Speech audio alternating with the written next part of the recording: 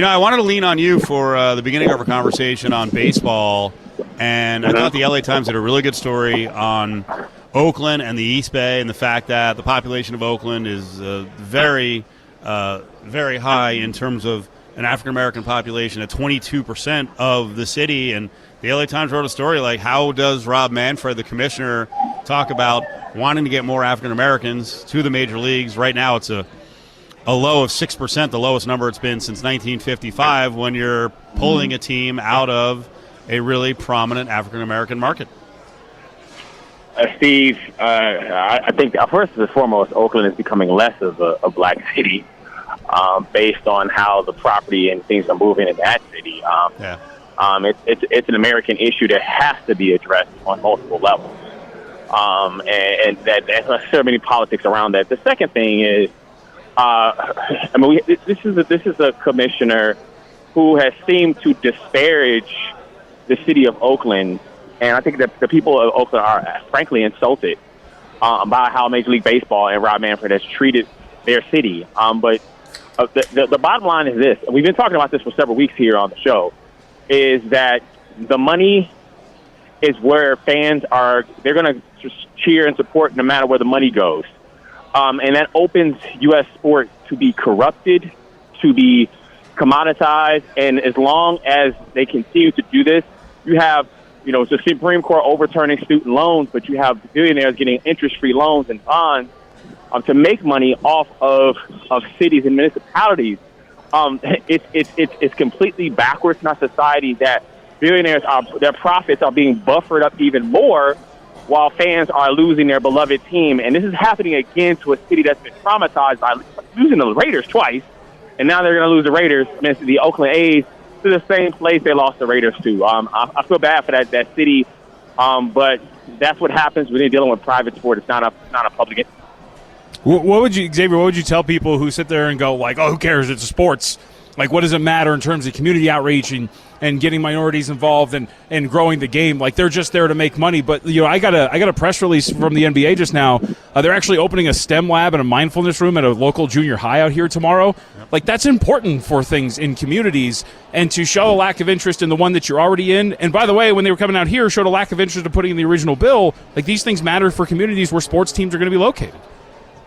As someone who lives in Chicago, and all of our professional sports teams are in the city, every area where there is a stadium, there is something that stadium has done to that neighborhood to be able to keep a certain character, quality, tourist ability of that neighborhood. You see, Wrigleyville, that whole neighborhood was built around the Cubs, and how it's boomed into hotels and events, and so it has a significant economic impact in the communities that they serve. But if you're focusing on pushing out certain fans with ticket prices and concession stands and PSLs and everything else that comes along with big-time sports, then you're pushing out fans that are not necessarily able to afford the game, but then you're going to turn around and take their tax dollars and pay for stadiums to be built.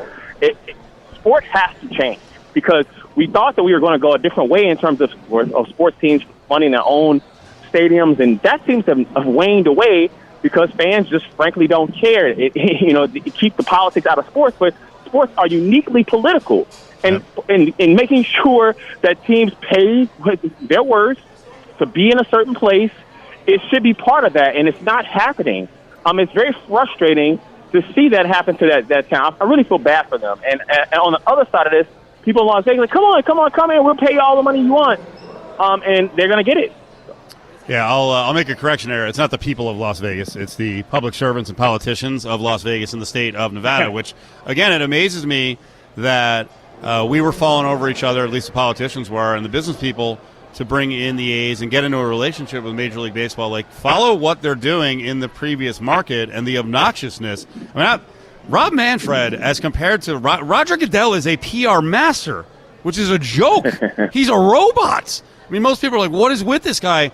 Manfred is just openly obnoxious about the whole freaking thing, and now he's just fibbing. I mean, saying repeatedly that Oakland never tried, there's not a plan, there's not an offer. The mayor of Oakland flew up to Seattle to meet with Rob Manfred, and basically the message is like, hey, it's too late. But I'll tell you what's really happening here, I believe, is that John Fisher of the A's really has no money right now to put into the deal. And while the A's deal is better from a public contribution standpoint, that A's deal will actually require John Fisher to put up his money now. The Vegas deal, I don't believe he'll actually have to put up any money because he's going to get it from Nevada and Clark County and then loans, and that's what this is about. And that's why Manfred can't say it, but he basically, behind the scenes, he's like, this guy doesn't have enough money to get a stadium done, so we've got to save his ass. Well, you have to understand this about, and you understand this very well, Steve, that remember the commissioners serve the interests of the owners of a particular sport. They are there to make sure owners make a lot of money so that the commissioner can turn around and make more money being the commissioner. Right. So Rob Manfred has a conflict of interest as it relates to any particular city where any team would have any territorial rights. And so he is their PR person. And clearly, Rob Manfred understands that he can openly not care about the citizens of Oakland and can disparage them and talk terrible about them because he's not going to pay the price for it because he's still doing the bidding of John Fisher. And on the other side of this, we talked about this several weeks ago, how the various public servants of Las Vegas questioning how the dollars are going to be spent, how her certain community is going to be affected, and then later on, reverse field and say, come on in. We'll give you whatever you want. Yep. They got a couple of requests filled, and they're like, okay, we're good to go. Like, okay, all right, I don't understand it. Boy, I'm trying to understand what happened in Northwestern in your neck of the woods with Pat Fitzgerald. There's so much to the story in terms of the allegations of old school coaching and players misbehaving and bullying and racism, and then there's the legal end of it. Was Northwestern allowed to do this? I mean, make some sense of the story. What's the vibe in Chicago around Northwestern? Well, it's Northwestern is seen as the Ivy League of the Big Ten.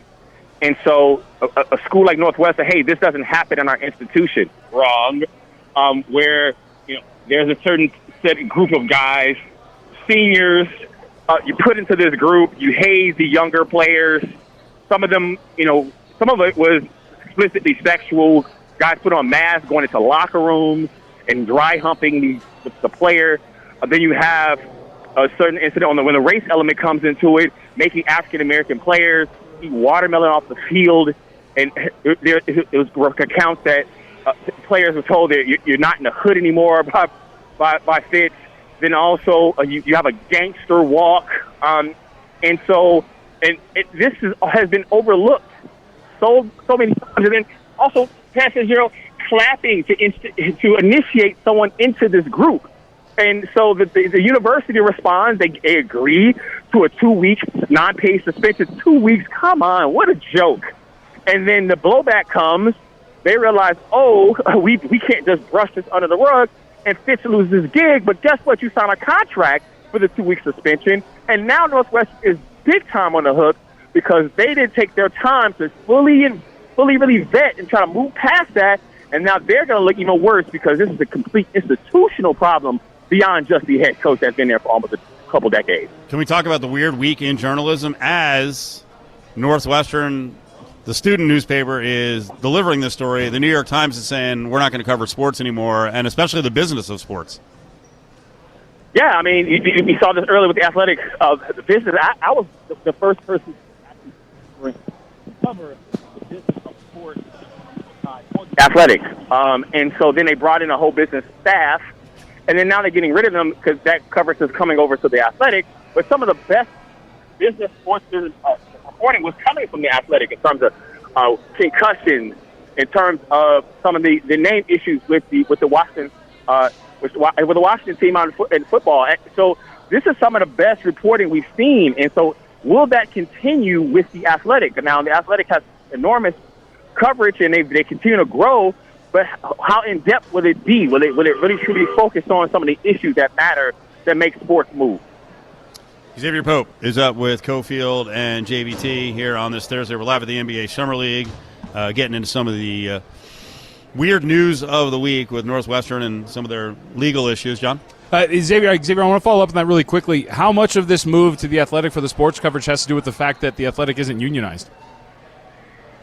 That's a great question. That's a great point because the sort of big issue over the last couple of years were the unionization of New York Times employees and writers, and so that could be a huge component of it in leverage against. And we saw a lot of the turnover that's been happening in media. And this is an easy way to potentially underpay staff, to trim staff, to AI reporting.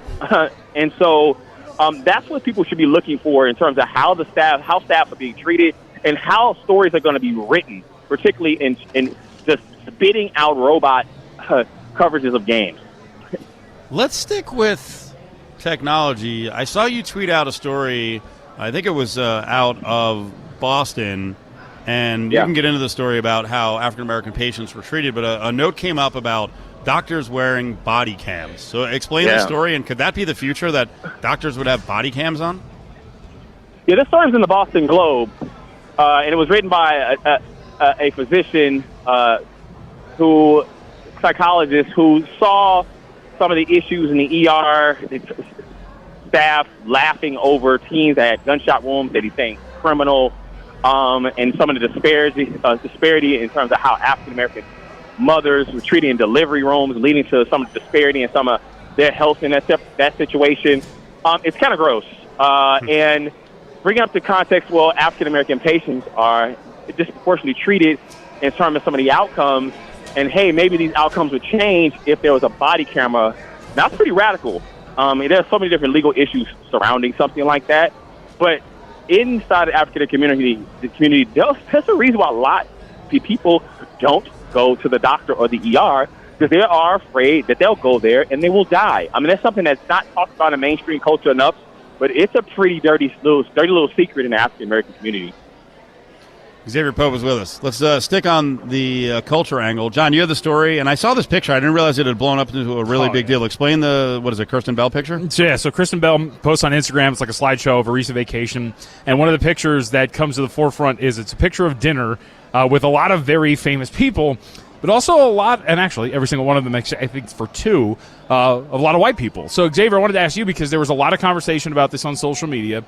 There were people that were throwing, if you remember her book, I think it's something like We Need More Purple People or something like that, right around 2020, and everything was happening with George Floyd, and building off of that. Is there something here in criticizing Kristen Bell for not having a diverse friend group? I mean, a lot of people don't have diverse friend groups. A lot of people have something to say about it. Yeah. But if you're making points about how societies change in terms of diversity, then you should start at home.